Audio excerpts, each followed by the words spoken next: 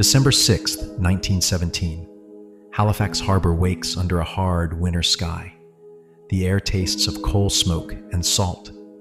Frost clings to dock planks. At 8:45 a.m., the French munition ship 𝐷 Blanc moves slowly toward the Narrows, her steel hull riding low in the water. Beneath her decks rest 2,750 tons of high explosives, 2,300 tons of picric acid packed in barrels, 200 tons of TNT stacked in cases, 10 tons of gun cotton, and drums of volatile benzol lashed to the upper deck. The cargo is stable when undisturbed. It is catastrophic when heated and confined. Few along the shoreline know they stand beside a floating detonation. A navigational error in a constricted channel brings her into contact with the outbound relief vessel, 𝐅𝐨𝐥𝐥𝐨𝐰. Metal scrapes metal. Sparks spit from grinding plates. Benzol spills across the deck, and vapor ignites. Within minutes, flames crawl up rigging and smoke rolls black against the pale sky. Dock workers stop mid-task. A telegraph clerk steps outside. Children gather at classroom windows, curious, unaware. Fire feeds on fuel. Heat sinks downward into the holds. Explosives do not burn like timber. They decompose under pressure. At 9:04:35 a.m., combustion transitions to detonation. The harbor becomes a white flash brighter than winter sun. The blast releases energy equal to roughly 2.9 kilotons of TNT. A pressure wave slams outward at thousands of feet per second. Buildings in the Richmond district collapse as if struck by an invisible hammer. Glass scythes through rooms miles away. Nearly 2,000 people die. More than 9,000 are injured. Workers at their posts, mothers in kitchens, children at desks, erased in less than a heartbeat. Harbor water rises into a wall and surges ashore. Rails twist. An anchor weighing half a ton lands far inland. Smoke, dust, and pulverized brick fill the air. Then comes a stunned silence, broken by distant cries. This is the story of how a harbor built for war becomes a graveyard. Halifax does not look like a battlefield. It looks disciplined, industrious, efficient. Yet in 1917, it functions as a hinge of the First World War, a North American gateway through which empire feeds its armies. Convoys gather in Bedford Basin under gray Atlantic skies, hulls black against winter water. Naval escorts idle nearby. On the piers, coal dust hangs in the air and settles into the seams of workers' gloves. War compresses time. Ships cannot linger, schedules tighten, harbor traffic swells to unprecedented levels with dozens of vessels moving in and out each week. Rail cars arrive loaded with grain, steel plate, timber, and ammunition. Canada's munitions factories operate at full capacity, producing TNT and picric acid in record tonnage for Allied artillery. Explosives move from inland plants to coastal docks without pause. The 𝐷 Blanc is one shipment among many, yet her manifest reveals the scale of concentration. 2,300 tons of picric acid, 200 tons of TNT, 10 tons of gun cotton, and 35 tons of benzol stacked in drums. Together they form a cargo designed to rupture trenches and level fortifications overseas. In Halifax, they sit within sight of wooden houses and schoolyards. Nearly 50,000 residents depend directly or indirectly on harbor commerce. Dock workers labor 12-hour shifts in cold wind and coal smoke. Signalmen strain their eyes through frost-rimmed windows. Tug crews breathe steam and diesel haze. Employment sustains families, but proximity to volatile cargo becomes ordinary. Regulations exist, but enforcement fragments between civilian and naval authorities. Ships carrying explosives are not clearly marked, partly to avoid enemy submarines. Secrecy replaces warning. Throughput outweighs separation. The system assumes that coordination will hold, that experience will compensate for congestion. Halifax appears orderly. Whistles sound. Lines are cast off. The machinery of empire hums with confidence. Beneath that routine movement lies a system where one miscalculation can trigger catastrophe. The Mont Blanc looks ordinary against the winter water. She is a steel-hulled tramp steamer, coal-fired, her decks weathered by Atlantic crossings. Her boilers thrum with steady vibration. Smoke trails from her funnel and drifts low in the cold air. Nothing in her silhouette announces catastrophe, yet beneath her hatch covers rests the chemistry of obliteration. Her forward holds contain 2,300 tons of picric acid packed in barrels. Picric acid remains relatively stable when damp, but under shock and high heat, it can detonate with violent force. Behind it sit 200 tons of TNT, cast in blocks, engineered for controlled military demolition, but devastating when ignited in mass. 10 tons of gun cotton add another accelerant. On deck, 35 tons of benzol sit in thin steel drums. Benzol evaporates easily. Its vapors are heavier than air. They spread invisibly and ignite at the smallest spark. Halifax's Narrows offers little margin for error. The channel narrows to less than half a mile. Tides shift. Ships rely on whistle signals and precise helm adjustments to pass safely. Wartime congestion increases pressure. Delays cost money. Delays cost cargo space in convoys. At 8:45 a.m., the outbound emo moves faster than customary, attempting to regain lost time. The inbound Mont Blanc carries no visible warning of her explosive cargo, concealed to avoid drawing enemy submarines. Whistle blasts exchange across cold water. One long, two short. Helm orders come late. The gap closes. The impact is not catastrophic by itself. Steel plates scrape with a grinding shriek. The sound carries across the harbor like torn metal. But friction ruptures benzol drums. Liquid splashes across heated deck plates. Vapors rise, sharp and sweet in the air. A spark leaps. Flame spreads along pooled fuel. From shore, workers see smoke and orange fire licking upward. Tug crews assume containment is possible. Dockhands shade their eyes and watch. They cannot see the holds heating below deck, where explosives move toward critical temperature. The true danger is not the visible flame, but the invisible chain reaction building beneath it. Explosives demand distance. They demand isolation from homes, schools, and crowded piers. They require clear markings, guarded perimeters, trained response crews. Halifax offers none of these safeguards consistently in December 1917. Wartime secrecy suppresses visible hazard flags. Ships laden with high explosives pass within sight of kitchen windows without public notice. The system assumes obedience to schedules will substitute for structural safety. After the collision, Captain 𝐅𝐸𝐿 recognizes what the flames mean. He knows the chemistry in his forward holds. He orders abandonment. Lifeboats scrape against steel.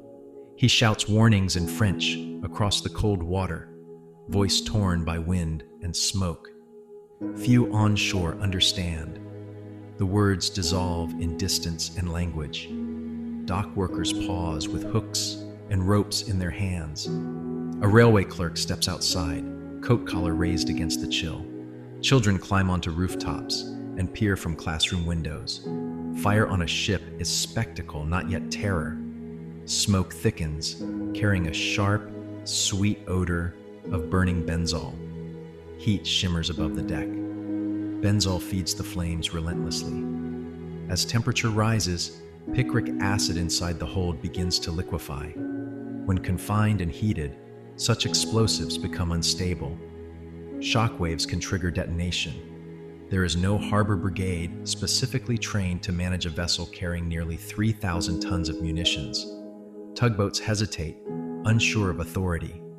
Officials debate navigational fault, while fire sinks deeper into cargo. Earlier in the year, minor harbor fires and congestion warnings raise concerns about the Narrows' narrow margin. Reports note collision risk, yet throughput remains paramount. Convoys cannot wait.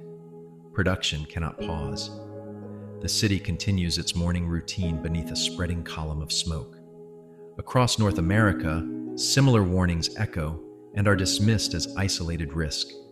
Halifax does not stand alone. The smoke rising over its harbor belongs to a wider pattern already written in smaller blasts. In July 1916, the Black Tom Munitions Depot in New Jersey erupts in the night, detonating rail cars filled with explosives. The shock shatters windows across Manhattan and sends fragments into the Statue of Liberty. Several workers die. Damage stretches for miles. The event is labeled sabotage, an isolated strike in wartime. In 1915 and 1916, munitions factories in Ontario and Pennsylvania explode under accelerated production quotas. Dozens of workers are killed when picric acid overheats or gun cotton ignites. Assembly lines run long shifts beneath chemical fumes and metal dust. Ventilation falters. Storage limits are exceeded to meet contracts. Each fire is attributed to operator error or defective material. Production resumes.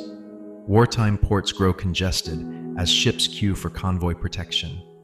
Sister vessels to the 𝐅𝐸 navigate tight channels under mounting pressure to depart on schedule. Delays ripple outward, affecting military timetables overseas. Throughput becomes the governing principle. Hazard is absorbed into routine. Technically, the danger is clear. Concentrating thousands of tons of explosive material near dense civilian populations multiplies risk. Shockwaves do not respect property lines. Buffer zones and segregated anchorages reduce probability. Engineers propose them. Insurance firms adjust premiums in quiet acknowledgement of exposure. Yet structural change stalls against urgency. War demands output. Output demands speed. Speed erodes caution. When the calculation appears rational, the statistical likelihood of total detonation seems remote compared to immediate strategic necessity. Dock workers and factory hands bear the weight of that calculation. They inhale chemical fumes, handle volatile cargo, and trust that oversight protects them. But oversight bends under pressure. When the Mont Blanc burns in the Narrows, Halifax is not confronting a singular misfortune. It is confronting the cumulative consequence of a system that normalizes concentrated danger. That risk is not confined to the docks. It extends into the neighborhoods built beside them. The Richmond district lives within sight of the masts, houses pressed close together, wood siding weathered by salt air and coal soot. Narrow streets run toward the harbor like veins toward a heart that never rests. Nearly 1/3 of Halifax's population resides within a mile of the waterfront. The economy is not abstract here. It is audible in the clang of couplings, the hiss of steam, the low thunder of cargo shifting in holds. Fathers rise before dawn and walk to the piers with lunch pails in hand. They spend 10 to 12 hours unloading steel, timber, grain, and munitions. Their gloves smell of rope fiber and oil. Sons apprentice in shipyards, learning to rivet plates heated orange, feeling vibration travel through steel hulls. Rail workers guide freight cars, heavy with explosives, along tracks that cut between homes. Mothers scrub laundry from sailors and clerks, hanging damp fabric that stiffens in winter wind. Explosives move through the harbor weekly, sometimes daily. The details of cargo rarely reach the kitchens and classrooms a few streets away. Secrecy and routine dull the edge of danger. Employment outweighs distant warnings. Hazard becomes part of the landscape, like tide and fog. On the morning of December 6th, children sit at wooden desks in Richmond School, reciting lessons as coal smoke drifts faintly through cracked windows. Telegraph operators tap steady rhythms in warm offices. Clerks balance ledgers by lamplight. When smoke begins to rise from a vessel in the Narrows, some step outside to look. Fire on the water does not yet signal annihilation. The harbor feeds the city. The city trusts the harbor. At 9:04 a.m., that trust shatters with a force few have ever imagined. At 9:35 a.m., the harbor becomes a sun. There is no countdown, no siren, no final command, shouted across the water. Heat has already penetrated the forward hold of the Mont Blanc. Picric acid softens under rising temperature. TNT, confined within steel walls, approaches critical instability. Combustion crosses a threshold into detonation in less than a second. Chemistry becomes force. A white flash consumes the ship. Observers later describe it as a sheet of light that erases detail. The vessel ceases to exist as an object and becomes expanding pressure. The shock wave outruns sound, moving at thousands of feet per second. Within a radius of roughly 2,600 feet, structures disintegrate almost instantly. Timber frames splinter. Brick facades shear away. Steel bends under overpressure measured in thousands of pounds per square inch. At the core, temperatures exceed 5,000 degrees Celsius. Harbor water flashes to steam. A column of smoke and pulverized metal climbs thousands of feet into the sky. The blast throws a steel anchor weighing over half a ton nearly 2 miles inland, embedding it where a house once stands. The air itself becomes a weapon. Windows implode across Halifax and Dartmouth. Glass travels at lethal speed. Inside Richmond School, children stand at windows, watching the burning ship. When the shock arrives, it drives shards into faces and eyes. Nearly 600 people are blinded. At the rail yard, workers are lifted from their feet and hurled against iron freight cars. Walls buckle inward in kitchens and bedrooms. The smell of salt, sulfur, and shattered pine fills the air. The explosion displaces the harbor. A wave rises, in places more than 50 feet high, surging onto docks and into streets before retreating with wreckage and bodies. Approximately 1,600 buildings are destroyed. More than 12,000 sustain damage. Nearly 2,000 lives end in seconds. The roar echoes over 100 miles away. Seismographs record the tremor. Then comes a sudden, unnatural silence, broken by distant cries. In under 1 second, a working harbor city becomes wreckage. But the explosion is only the beginning of destruction. The blast does not end with the flash. It multiplies. Fire blooms across the shattered grid of streets as overturned stoves spill coals onto splintered floors. Gas lines rupture with a hiss and ignite, sending orange tongues of flame through collapsed walls.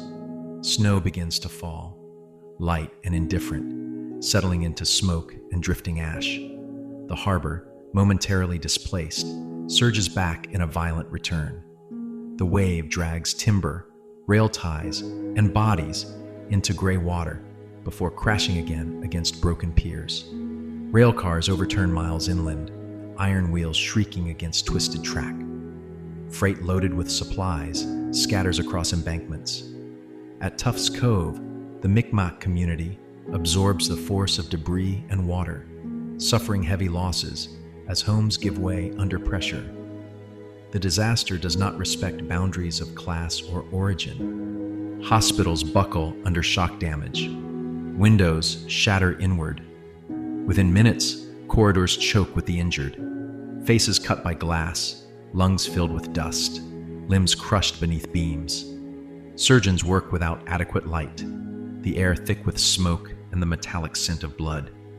Telegraph lines snap and fall silent, isolating Halifax from the outside world just as it most needs assistance. Fragments of the Mont Blanc embed in rooftops across Dartmouth. A gun barrel lands far from the harbor, proof of the force unleashed. Trees stand stripped and bare, though winter has only begun. Survivors move through smoke with stunned expressions, boots crunching over broken brick, calling out names that receive no answer. Containment proves impossible. The scale overwhelms any organized response. Nearly 25,000 people, almost half the city, find themselves without adequate shelter as flames continue to advance. As smoke clears, the magnitude of human loss becomes visible. The numbers arrive slowly, written in ledgers beside names that will not answer. Official counts settle at 1,963 dead, though some estimates rise beyond 2,000. More than 9,000 people carry injuries, burns, crushed bones, lungs filled with dust. Approximately 6,000 residents stand without homes as winter air cuts through broken walls. Recovery crews move through ruins with gloved hands and numbed fingers. The ground is frozen hard. Bodies lie beneath beams and brick, dust coating hair and clothing in gray film. Many are never formally identified. Entire families disappear from census rolls, their addresses reduced to ash and splintered timber. In the cold, mass graves are dug where soil permits. The sound of shovels striking frost echoes against a city still smelling of smoke and charred wood. Church bells toll continuously. Sanctuaries fill with mourners wrapped in heavy coats. Clergy read names until voices falter. Grief is not abstract. It is the weight of an empty chair at a kitchen table, the silence in a child's bed. Aid arrives by rail and ship from across Canada and the northeastern United States. A medical relief train from Boston reaches the city with surgeons and supplies, its wheels screeching against damaged track. Field hospitals form in schools and public buildings. Doctors work under dim light, the air thick with antiseptic and coal smoke. Blindness emerges as one of the disaster's most enduring injuries. When windows implode, glass travels inward at lethal speed. Hundreds lose their sight while standing at home or at school.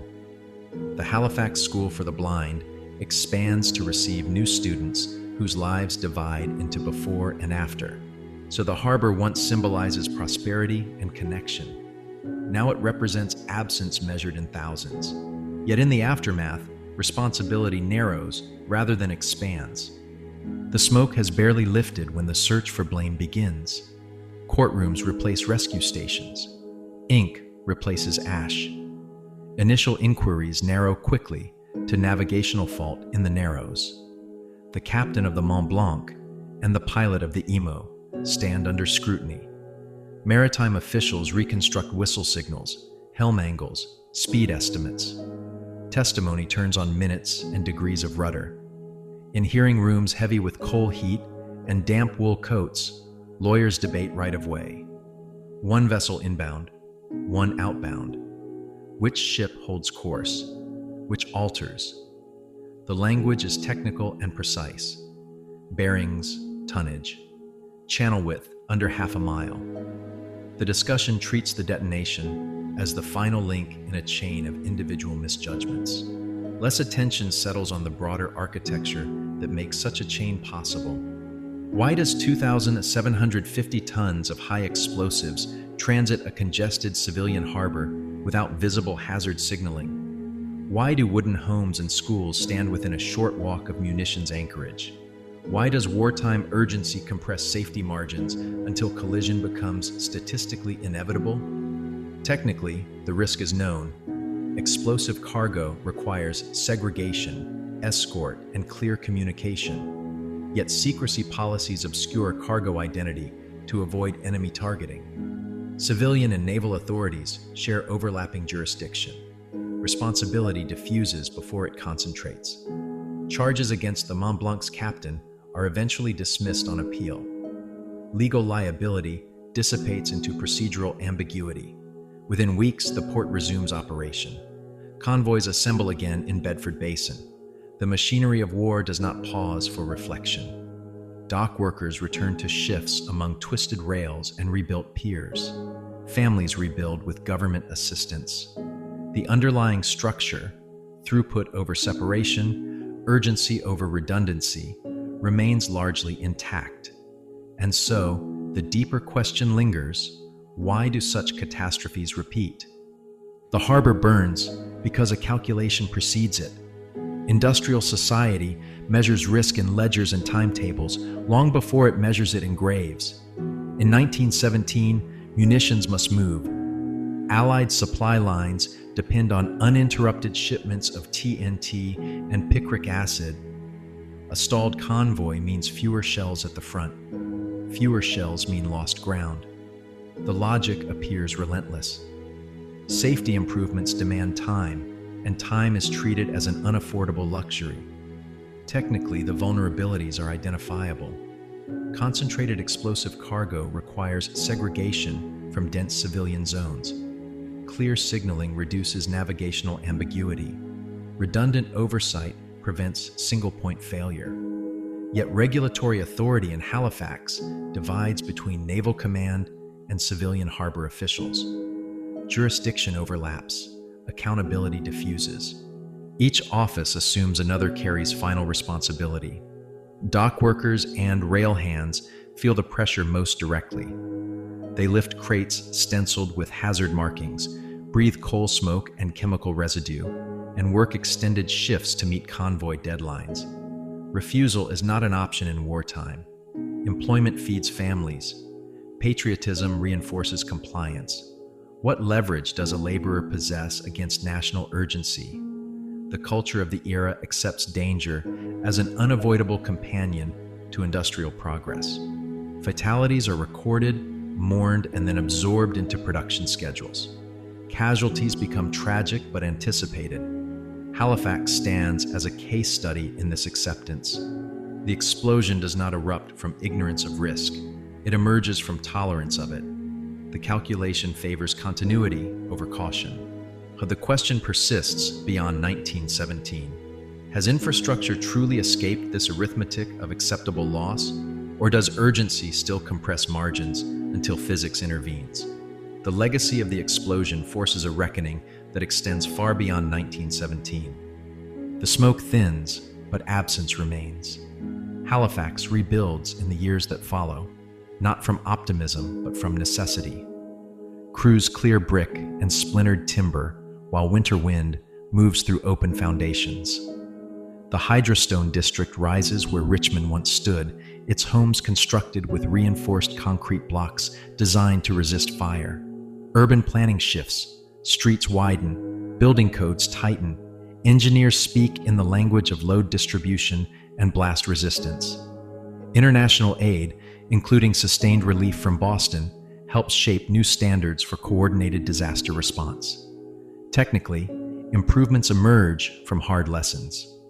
Segregation of hazardous cargo becomes more deliberate. Communication protocols strengthen. Emergency services adopt clearer chains of command.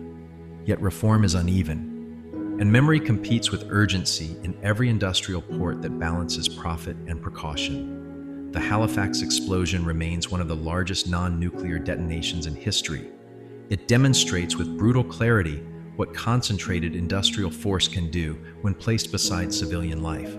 Physics does not negotiate with optimism. Heat, pressure, and confined explosives obey only their own laws. Each December 6th at 9:04 a.m., bells toll across the harbor. The air is still.